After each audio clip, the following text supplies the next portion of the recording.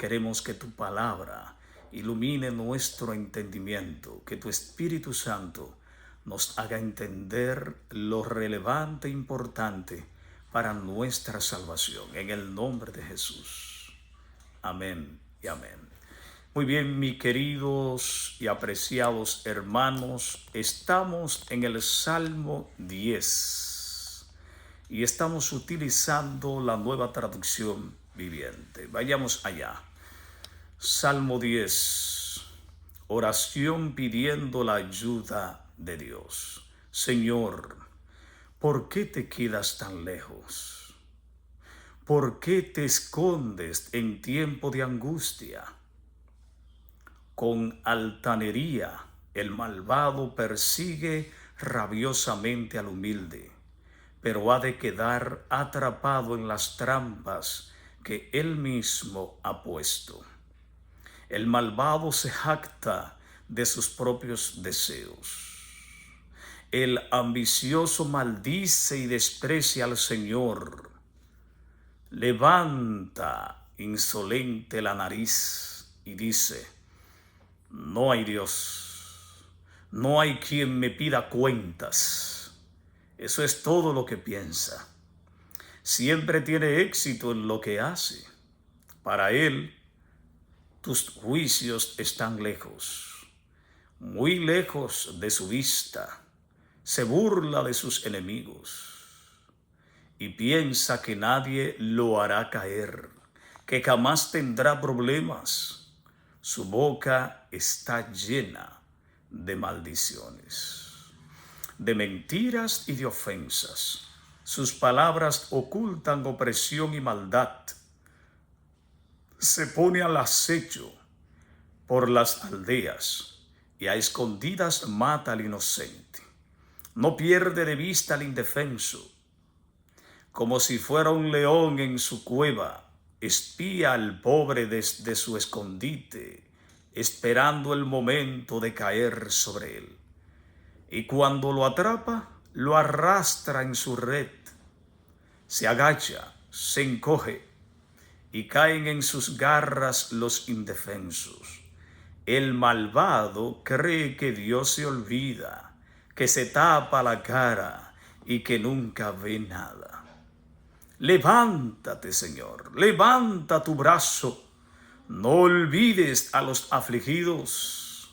¿Por qué, Dios mío, han de burlarse los malos pensando que no habrás de pedirles cuentas? Tú mismo has visto su irritante maldad. La has visto y les darás su merecido. A ti se acogen los indefensos. Tú eres la ayuda de los huérfanos. Rómpeles el brazo a los malvados. Pídeles cuentas de su maldad hasta que no quede nada pendiente. El Señor es el Rey eterno. Los paganos serán echados de su país. Señor, tú escuchas la oración de los humildes. Tú los animas y los atiendes. Haz justicia al huérfano y al oprimido. Que el hombre hecho de tierra no vuelva a sembrar el terror. Salmo 10. El Salmo 10 y el Salmo 9 están unidos. Presentan el alefato hebreo. Desde Aleph hasta la última letra del alefato. Cada expresión aquí es como si fuera una letra del alefato hebreo. Este salmo es un salmo escrito por David. Muchos, lamentablemente, no entienden, debemos decir, la magnitud y el tema de este salmo. Pero es interesante porque a diferencia de otros himnos de alabanza, esta perícopa se sumerge en las sombras de la opresión, analizando no solo las acciones del malvado, sino también su psicología, la psique del malo, estudiando su epistemología, o sea, el conocimiento que tiene el malvado, y cómo el malvado desafía directamente a la justicia trascendental.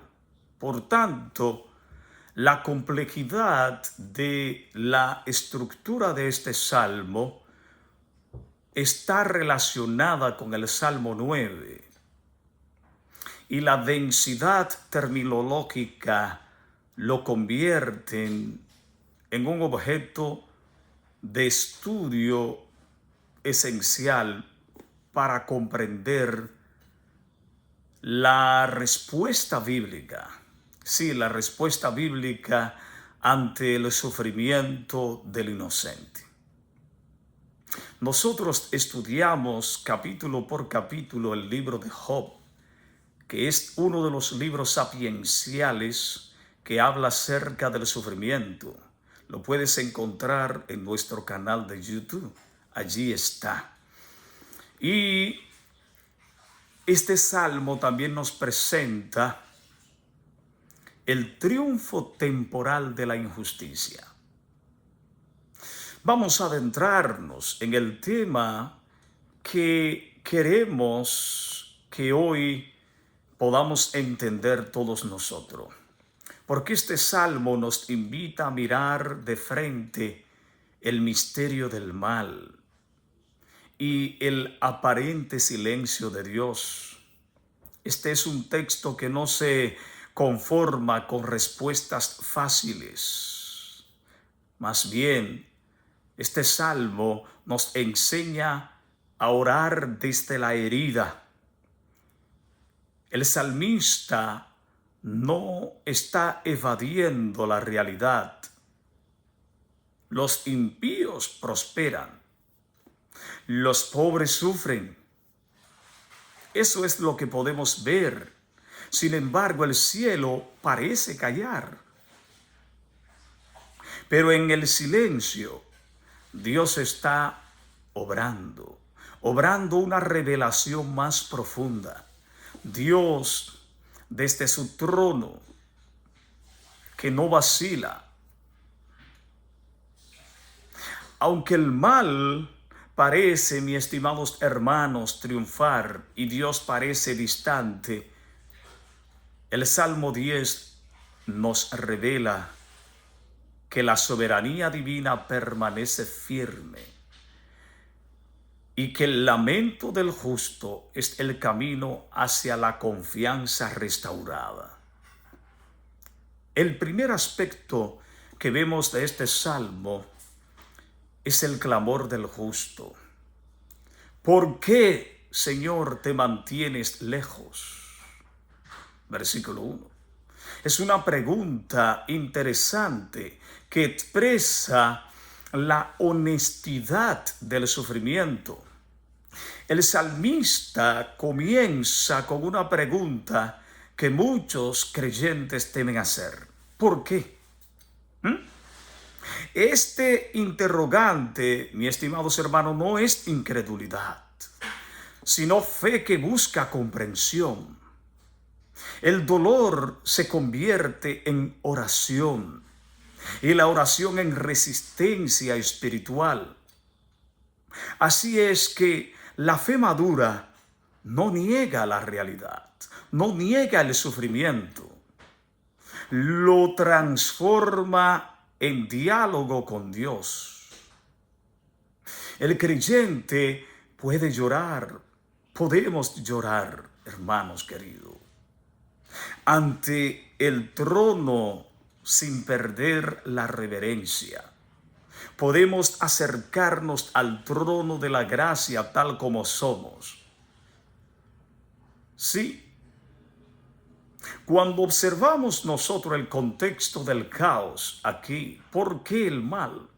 Este acróstico del Salmo 10, que es parte del 9, es un pedazo, la mitad y la mitad. Tú puedes encontrar el estudio del Salmo 9 aquí en nuestro canal de YouTube, Pastor Isaías Franco E. Y ahí te vas a dar cuenta que el Salmo 9 y el 10 son una perícopa. Por lo tanto, este Salmo 10 es la mitad de la perícopa. Y el acróstico del alfabeto o alefato hebreo roto está presentando un símbolo del desorden moral, el desorden moral del mundo. El lenguaje mismo se quiebra ante la injusticia, porque el pecado, mi querido hermano, no solo destruye la sociedad, sino también el orden de la creación. La creación clama por liberación. Cuando el lenguaje se rompe, la oración se convierte en el único idioma que aún puede hablar con Dios. El segundo aspecto que nosotros vemos en este salmo tiene que ver con el retrato del impío. Cómo el salmista retrata al impío, la psicología del mal. Desde el versículo 2 hasta el versículo 11 podemos encontrar allí al salmista describiendo al malvado y cómo el mal se instaura como un sistema. Primero en la psique del practicante, y si no se extirpa el mal, una nación puede caer en el mal por completo. El impío no actúa por accidente, planifica su maldad. El impío acecha como una fiera, usa el engaño como red y convierte la vida del pobre en un cansancio insufrible. Su meta y su mente está estructurada para la impunidad. El impío considera que Dios no ve y se consuela con que como Dios no ve, yo no seré juzgado. Y con el conocimiento rumiante constantemente medita en cómo salirse con la suya, cómo violar la ley sin que sea juzgado por esta, sin que pague el precio por esto. Y motiva a los que le rodean a lo mismo. El salmista lo describe al malvado como un cazador que está en su guarida como un león, esperando el momento de atacar. Del hebreo susukaj, que debería ser símbolo de protección divina, aquí en este salmo se convierte en trampa. Señor, guárdame en tu santuario. Pero aquí, este sukaj se convierte en una guarida donde el impío está escondido para no ser visto, para poder cazar a los demás sin ninguna falla.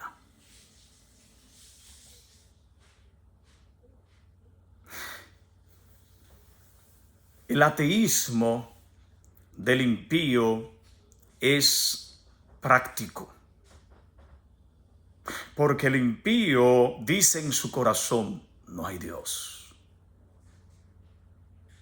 Y esta no es una negación intelectual, sino moral. ¿Por qué razón? Porque su orgullo expulsa a Dios del pensamiento. El impío está inflado y la soberbia de él se convierte en su religión.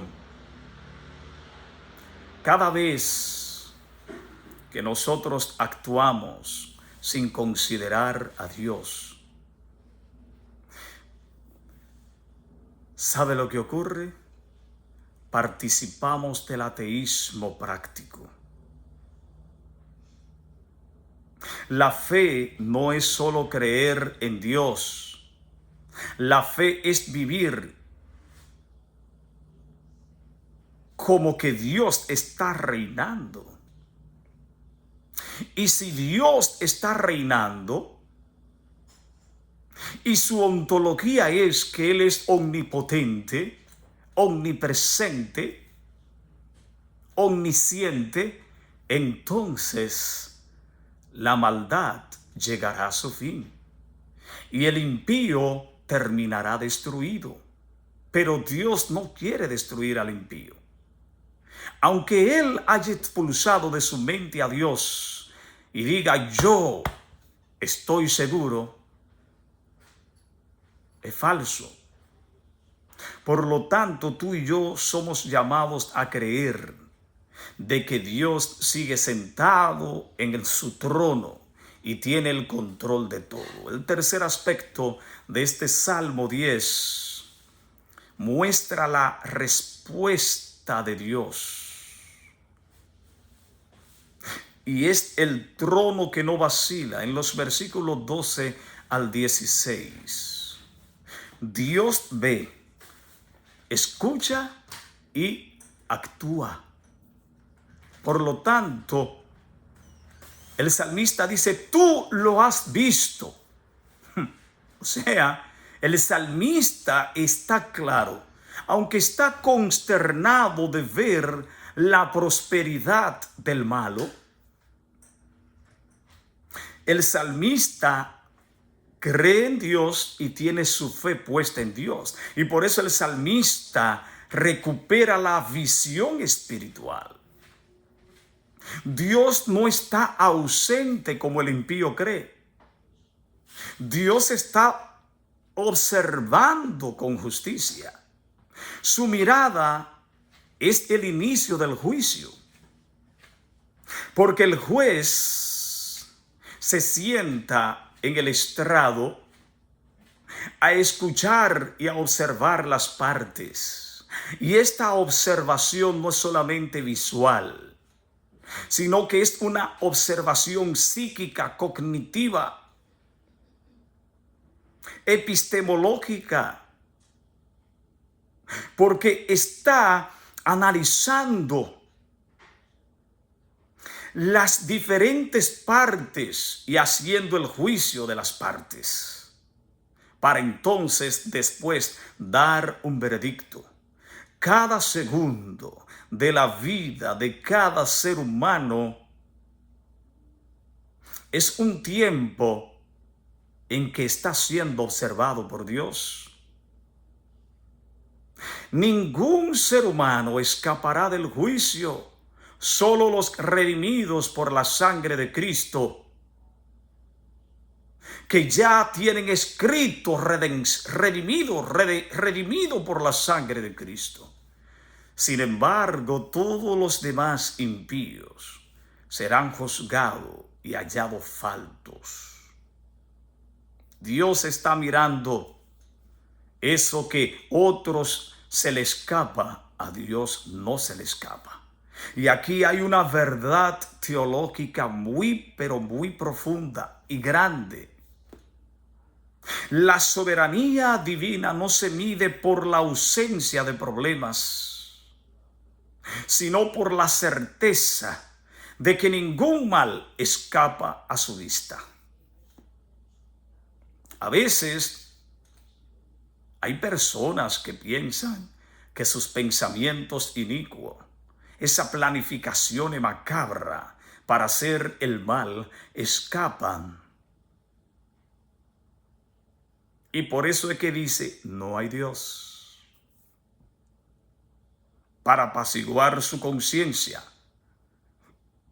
Jehová es rey eternamente. Ahí es donde llega el clima del Salmo, cuando declara el salmista, Jehová es rey eternamente y para siempre. Esta afirmación destruye la ilusión del poder humano. Sí, en este planeta vemos hombres que están en estados y ellos consideran que estarán ahí para siempre y se creen sus propios dioses. Sí, es una ilusión. El poder humano es una ilusión, porque ninguno escapa del día de la muerte. Pero el trono de Dios no tiembla. El trono de Dios no tiembla ante la corrupción ni ante el dolor. El trono de Dios permanece firme. Cuando todo, mi querido, parezca desmoronarse, el creyente, como tú, como yo, debe mirar hacia el trono. La estabilidad del cielo redefine la inestabilidad de la tierra. En este planeta se corre de aquí para allá, de allá para acá, y los seres humanos creen que las cosas se harán como ellos dicen. Y planifican para el futuro para ser como ellos dicen. Sin embargo, casi nada se da como ellos dicen.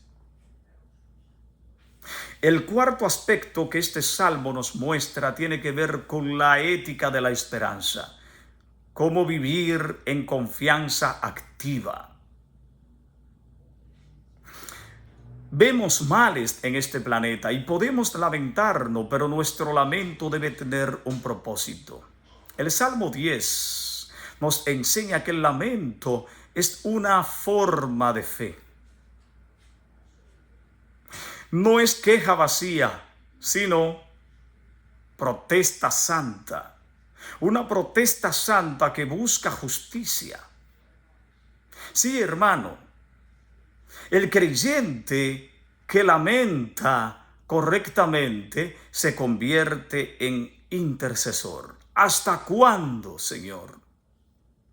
Dice el Apocalipsis, juzgará la sangre derramada de los justos. ¿Recuerdan ustedes a Juan el Bautista? Cómo lo degollaron y después lo decapitaron en la cárcel. Por órdenes de una mujer perversa y un rey flojo, sin columna vertebral. Sin embargo, la tradición nos dice que ni Herodes ni Herodía tuvieron paz después de aquel día. ¿Cómo puede tener paz el impío? Cuando tú ves al malo riéndose, no es riendo, no es esta risa que trae bienestar, salud, completitud. No es una risa que viene fruto de la paz. Está haciendo una mueca. Porque el mal no lo deja tranquilo, no lo deja dormir. El mundo moderno, tú y yo como hijos de Dios debemos resistir para no volvernos insensibles. El mismo Jesús dijo que por haberse multiplicado la maldad, el amor de muchos se enfriaría. Que no nos enfriemos, mi querido. Seamos sensibles. Porque este mundo moderno nos adormece ante la injusticia. El Salmo 10 nos está llamando a sentir dolor por los huérfanos, por los pobres, por los marginados, por los extranjeros, por aquellas personas que están vulnerables. La espiritualidad auténtica no es indiferente. El buen samaritano era espiritualmente auténtico, a diferencia del levita y el sacerdote que pasaron por allí. Un hombre que estaba vulnerabilizado, había sido atracado y herido de muerte. El samaritano, hoy conocido como el buen samaritano, a expensa de su propia vida, fue y lo ayudó. La iglesia, que somos tú y yo, no son las cuatro paredes. Como iglesia debemos ser el eco del clamor del salmista. Sí, denunciar el mal, consolar al débil y reflejar el carácter de Dios. Y debemos estar atentos y esperar el juicio final.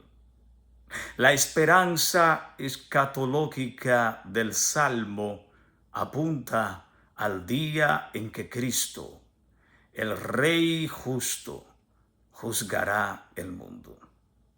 En él, el silencio de Dios se convierte en redención, porque Jesús es el Goel, el Redentor, que vindica al oprimido. En la cruz, mis queridos, Jesús experimentó el silencio de Dios. Jesús experimentó allí el silencio, pero en la resurrección reveló que el trono nunca vaciló. En conclusión, mis queridos, mi llamado es que pasemos del clamor a la confianza. Confiemos en Dios. El Salmo 10 comienza con una pregunta y termina con una proclamación. El justo pasa del ¿por qué? ¿Por qué, Señor? Al tú lo has visto. Porque la fe no elimina el dolor, pero lo transforma en esperanza. He visto personas en medio de un dolor que los medicamentos ya no le hacen efecto, tener un rostro lleno de paz. Esa paz que solo la puede dar Dios, que el mundo no la puede dar. Viene como fruto de que Jesús sigue sentado en el trono de aquel ser humano, que no importa la tormenta o las olas, las tempestades o tifones que se levanten, puede estar confiado y esperanzado de que Dios sigue sentado en su trono. El trono de Dios permanece firme y su justicia vindicará a los que hoy lloran. Bienaventurados los que lloran. Mi querido, mi llamado en este día es que si tú estás en angustia, ora con honestidad. Si ves injusticia, actúa tú con compasión. Si el mundo parece caótico, recuerda, el trono no vacila. Así es que confía en el Señor, descansa en Él, porque en Él está la fortaleza de los siglos. Te invito para que te suscribas a nuestro canal si no lo has hecho.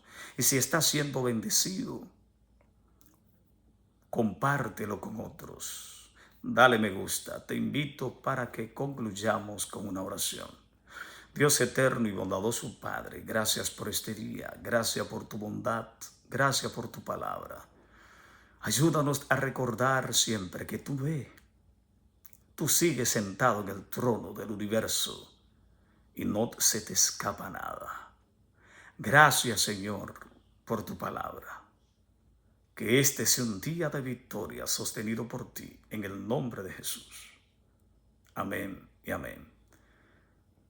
Hasta el próximo lunes, si Dios nos lo permite.